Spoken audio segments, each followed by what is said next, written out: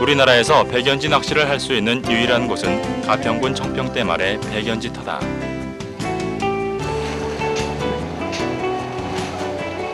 여울에 들어가서 몸을 담그고 하는 여울견지에 비해 백연지는 이른 봄부터 11월 중순까지 좀 더 일찍 시작해 늦게까지 즐길 수 있다.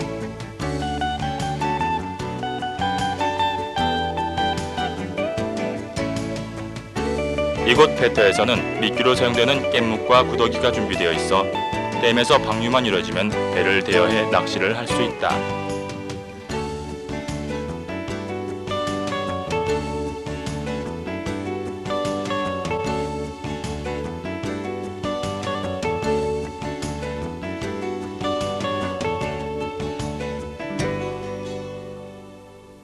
백연지 낚시를 하기 위해서는 보시는 바와 같이 기본적인 장비가 필요합니다. 우선 한 가지씩 설명을 해드릴게요. 제가 들고 있는 것은 우리가 가장 많이 사용하는 시너지 라인 낚싯줄입니다.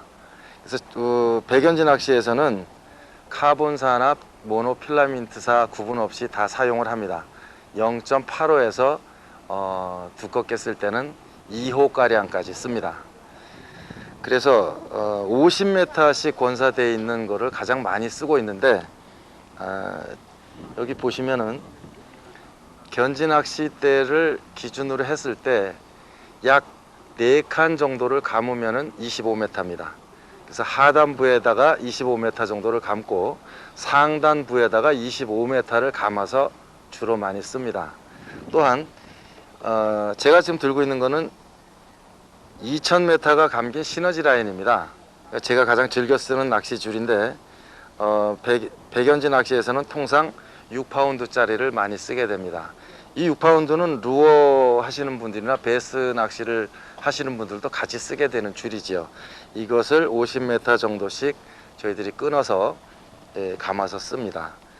그리고 그 다음에는 바늘을 말씀드리는데, 원래 백연지 낚시나 여울견지 낚시나 견지 낚시 전용으로 나온 바늘은 없습니다. 그러니까 우리가 가장 많이 쓰는 것은 농어, 소위 깔따구 바늘이라고 그러는 삐뚤이 바늘을 많이 쓰게 되는데, 견지 낚시에서는 통상 5호나 6호 바늘을 매서 쓰게 됩니다. 그리고 이거 가장 중요한 썰망입니다. 여기 보시면은 이 썰망추와 썰망줄을 이렇게 감게 되어 있는 이 썰망줄과 또 지금 이게 썰망입니다. 이 썰망에는 구더기와 깻묵을 일정 비율로 혼합을 해서 백연지 시에 물속에다 담그게 되죠. 일종의 밑밥 주머니입니다. 낚시를 하기 위해 마상이를 타고 강으로 나설 때는 동역선인 모터보트가 포인트까지 예인해준다. 포인트는 대부분 수심이 깊고 유속이 빠른 물골 쪽이 집중되어 있으나 오늘은 물 방류량이 많고 물색이 탁해서 조정천 물이 흐르는 강가에 자리 잡았다.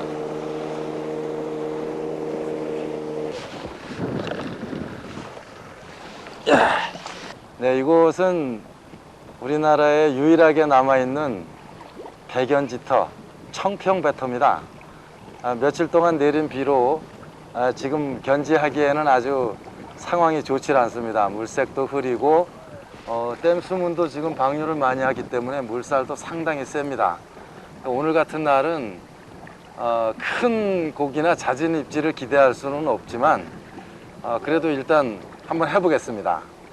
우선 뒷돌을 내려야 되는데, 지금 이 배에는, 이 마상이에는 앞닷과 뒷돌이 있습니다. 그러니까 앞닷은 배를 한 자리에 고정시키는 역할을 하고요. 뒷돌은 배의 좌우로 흔들리는 것을 방지해 줍니다. 그래서 뒷돌을 내릴 때는 뒷돌을 내려서 바닥에 닿았다고 싶을 때는 최대한 팽팽하게 묶어서 움직이지 않도록 해주는 것이 요령입니다. 뒷돌을 한번 내려보겠습니다. 네, 지금 대략 수심이 한 1.5m 정도 나오고 있네요. 그래서 뒷돌이 바닷가의 각이 90도를 이뤘다고 싶었을 때 이 나와 있는 부분에다가 묶습니다. 그래서 이 뒷돌이 나중에 움직이게 되거나 이 줄이 느슨하게 되면은 낚시하는 도중에 배가 좌우로 흔들리게 됩니다. 뒷돌을 고정시키고, 제가 지금 들고 있는 것은 썰망입니다. 일종의 그 미끼 주머니지요. 이 썰망에다가 미끼를 채워서 지금 내가 앉아있는 자리에서부터 2.5m 정도의 이 썰망 추를 이용해서 가라앉히게 됩니다. 결국은 집어를 유도하기 위한 거지요. 이 썰망에 사용하는 미끼는 찐 깻묵입니다. 들기름을 짜고 난 깻묵을 쪄서 입자가 이렇게 거칠게 빻아놓은 건데, 여울견지에 비해서는 배견지에 사용하는 들깻묵은 입자가 상당히 거칩니다.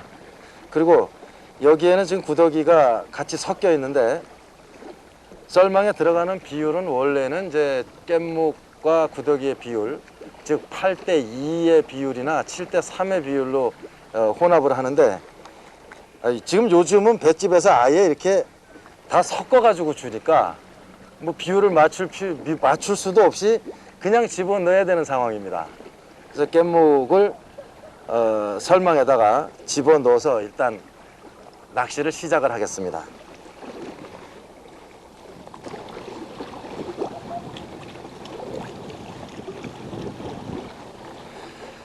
자, 여기 이 정도의 깻묵을 집어넣고요. 그 다음에 추가 이렇게 생겼습니다. 그러면 이 추 옆에 달린 돌에다가 썰망을 역시 꿰게 되죠.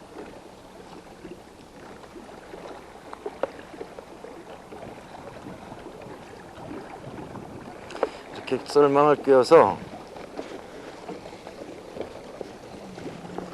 물속에다가 가라앉힙니다. 이 썰망 줄이 내가 앉아있는 배와 대략 45도 정도 각을 이뤘다 싶으면은 거의 이 부분으로부터 2.5m 정도의 썰망이 가라앉아 있다고 보시면 됩니다. 그래서 이거 역시 이 부분에다가 풀러지지 않게 묶어 놓고, 그 다음에는 천천히 고기가 집어댈 동안 천천히 채비를 준비하시면 되는데, 배견지에 있어서 가장 중요한 것은 고기가 물리는 포인트가 어디쯤에 형성되어 있느냐가 중요합니다. 다시 말씀드리면은 썰망에서부터, 배견지는 썰망에서부터 5m나 8m 안에 적어도 고기가 있다고 보시면 됩니다. 그러니까 여울견지처럼 10m, 20m를 계속 풀어주면서 입질을 기다리는 게 아니고, 배견지는 내가 담근 썰망으로부터 5m나 8m 이내에서 입질을 받는 낚시다, 이렇게 이해하시면 되겠습니다. 배견지 채비에 대해서 잠깐 설명을 드리겠습니다. 견지 때는 설명드린 바와 같이 이 휘임새가 여울견지보다는 다소 강한 대를 쓰셔야 됩니다. 굳이 호수를 나눈다면은 한 1호에서 1.5호 대 정도 되는 견지대를 사용하시고요. 그 다음에 이 부분, 이 고무줄과 이 추를 달아야 되는 고무줄과 낚시 바늘과의 길이는 최초 약 1m 정도 잡습니다. 1m 정도. 그런 다음에 물살에 맞춰서 추를 다셔야 되는데, 지금 물살을 보게 되면은 아마 상당히 물살이 지금 셉니다. 그래서 대추, 즉 배견지에 사용하는 가장 커다란 추를 먼저 하나 끼워 보겠습니다. 배견지 낚시에서 가장 주의하셔야 될 점은 추의 맞춤입니다. 물살에 비해서 추가 너무 가볍게 되면은 고기가 모여 있는 부분을 지나가게 되죠. 그래서 이 추를 맞추는데 상당 부분 많은 시간을 할애를 해야 배견지가 가능합니다. 지금 배견지에서 사용하는 추 중에서 가장 큰 추를 한번 넣어 보겠습니다.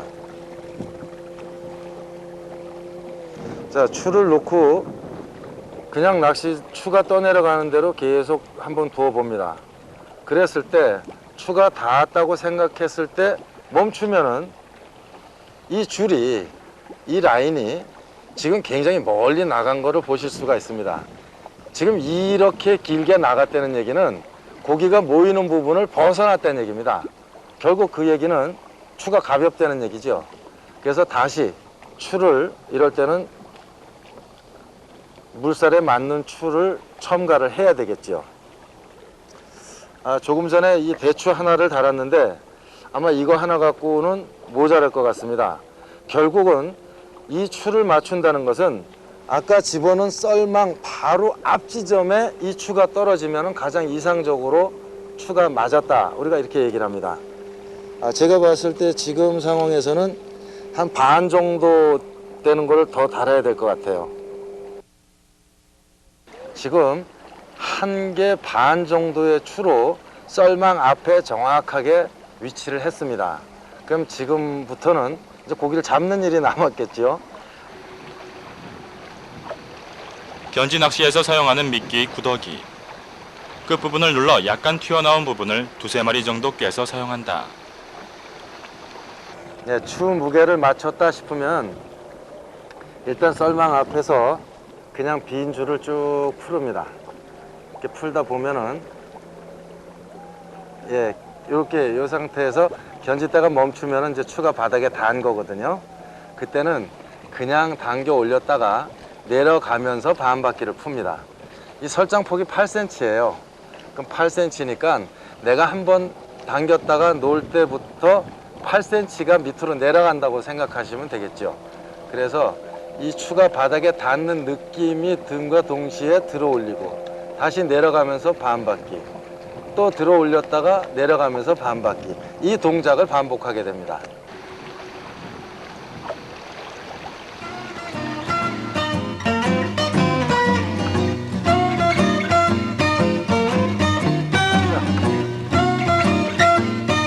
손가락.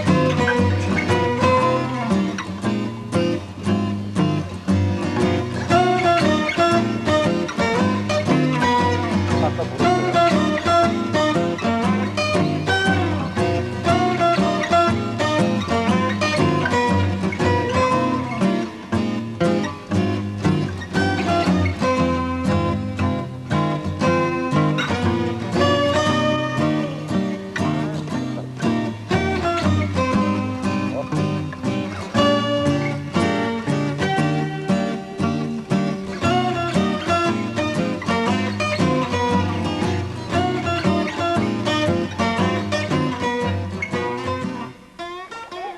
누치가 걸린 것 같은데요.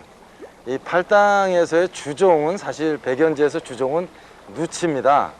그래서 4월 20일 고구를 전후해서 팔당에서 백연지가 시작되고 결국 댐 밑에는 이제 수온이 늦게 올라가기 때문에 11월 말까지 백연지가 가능합니다. 어이.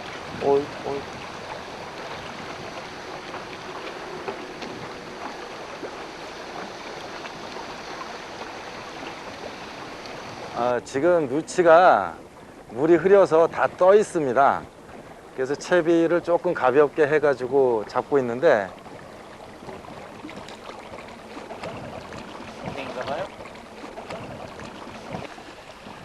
채비의 변화에 대해서 잠깐 말씀드릴게요.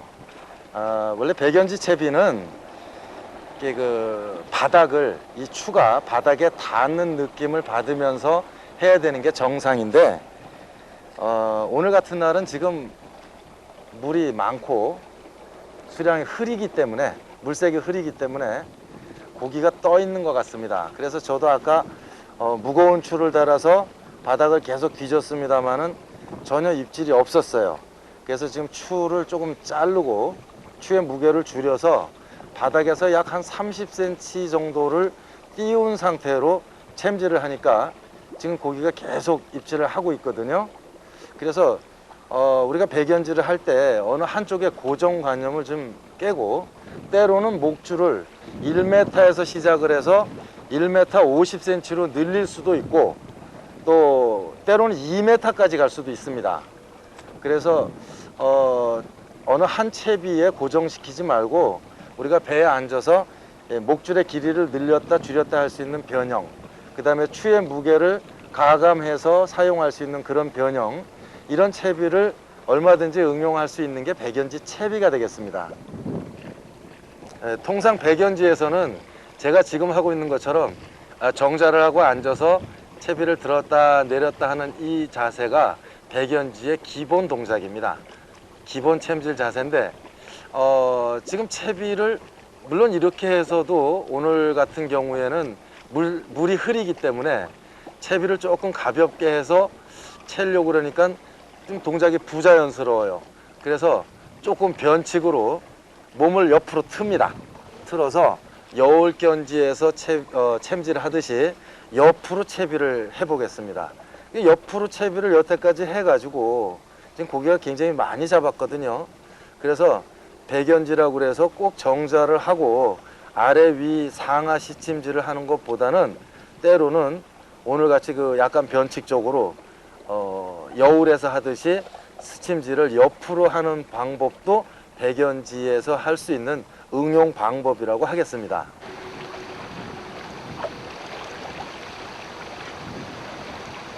예, 지금 옆챔질로 고기가 걸렸습니다. 조금 변형된 채비, 변형된 챔질 방법이지만 어쨌든 오늘 같은 날씨에 맞춰서, 상황에 맞춰서 고기를 잡을 수 있는 것도 백연지의 또 다른 묘미라고 하겠습니다. 별로 큰 것 같지는 않네요.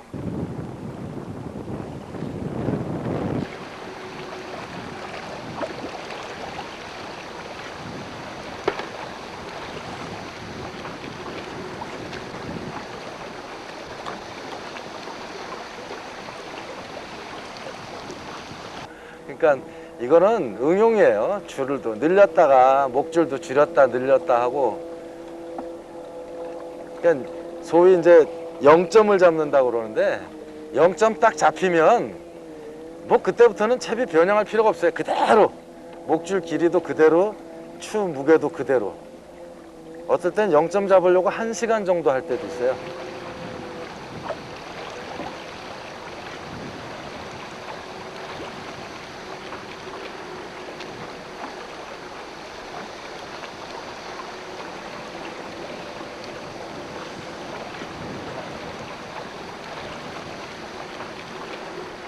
네, 지금 옆에 분이 뭔가를 잡았습니다. 아직 고기가 안 보이고 있는데요.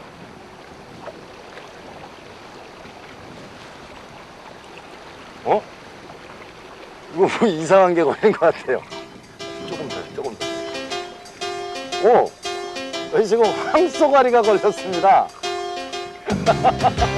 밑으로 빼고 고기 조금만 띄워보세요. 일체 될까요?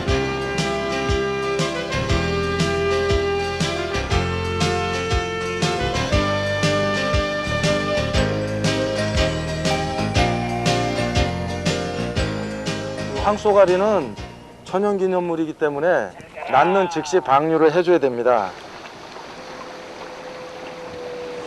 이게 이제 이렇게 하다가 고기가 거의 다 와서 이 뒷줄, 이 썰망줄이나 뒷닷을 감을 수가 있습니다.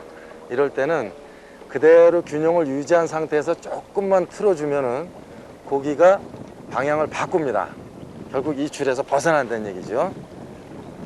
그래서 이 상태에서 줄을 감습니다. 감을 때는 견지 설장 3분의 2 지점에서 중점적으로 감습니다.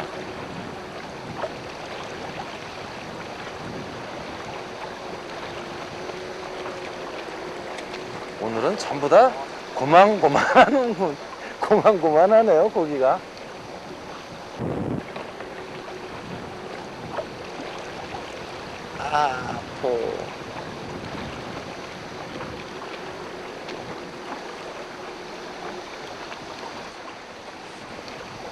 네, 지금까지 청평 백연지터에서 백연지를 해봤습니다. 오늘은 물색도 좀 흐리고 수량도 많고 그래서 예년과 같은 그런 조항은 없었지만 나름대로 누치가 떠 있어요. 흐린 날은 주로 바닥에 붙지 않고 떠 있기 때문에 채비를 변형해서 나름대로 손맛을 보고 누치를 잡았습니다. 지금 이제 추석이 지나고 나면 오늘처럼 이 작은 고기들은 오히려 이제 깊은 쪽으로 이동을 하고, 깊은 곳에 있는 큰 고기들, 그러니까 한여름 더위 때 그 수온 때문에 깊은 곳에 가 있던 큰 고기들이 다시 이제 여울로 올라 붙습니다. 그러니까 백연지의 이제 그 피크는 추석 지난 다음이라고 우리가 할 수 있겠죠.